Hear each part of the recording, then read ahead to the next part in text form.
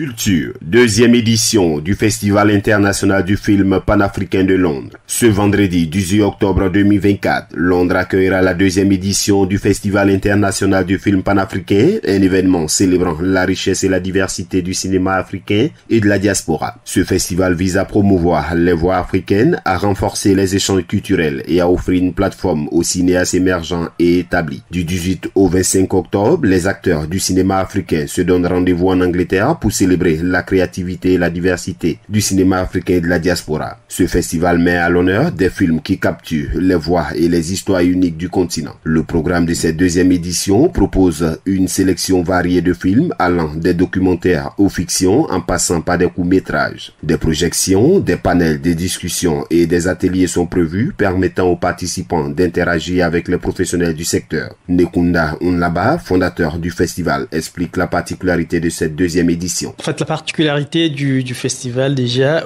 chaque année, nous réservons un focus sur un pays de l'Afrique. Et donc, cette année, nous avons le focus sur l'Angola. Ce qui veut dire qu'on donne un espace vraiment suffisant pour diffuser le film de l'Angola, parler du cinéma angolais et aussi de la culture angolaise et donc pour faire connaître au public londonien donc le cinéma angolais et puis la culture angolaise. Parce que ça fait quelques années que je travaille en Angola et j'enseigne aussi le cinéma. Et j'ai aussi un festival en Angola et il faut noter aussi que l'année passée, c'était le focus sur le Congo. Comme on dit, la charité bien ordonnée commence par soi-même. J'ai commencé avec le Congo et cette année, comme je travaille aussi avec l'Angola, et je suis en train de participer pour booster les cinémas aussi en Angola. C'est quoi on donne l'espace à l'Angola pour pouvoir promouvoir le cinéma angolais. Pour cette deuxième édition, 23 pays sont représentés, dont le Congo, l'Angola, le Burkina, la Côte d'Ivoire et 43 films en compétition. Nekunda Naba revient sur les différentes catégories et cite quelques films en compétition. On a la catégorie long métrage de fiction, la catégorie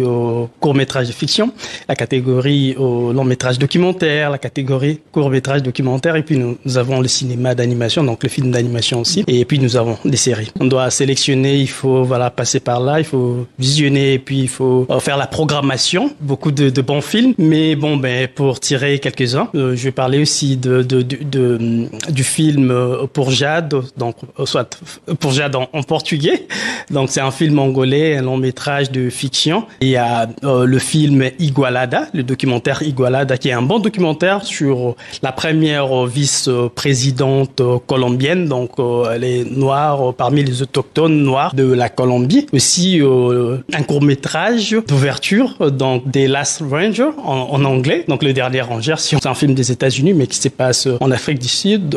L'événement mettra également en avant des termes sociaux et politiques abordant des questions contemporaines qui touchent le continent africain. Avec la participation des réalisateurs, d'acteurs et de critiques de cinéma, cette édition promet d'être un moment fort pour la culture panafricaine. Les organisateurs espèrent que ce festival contribuera à élargir la visibilité du cinéma africain à l'échelle internationale et inspirer de futures générations de cinéastes. Les festivaliers auront l'occasion de découvrir des œuvres qui reflètent les défis, les espoirs et les histoires des peuples africains.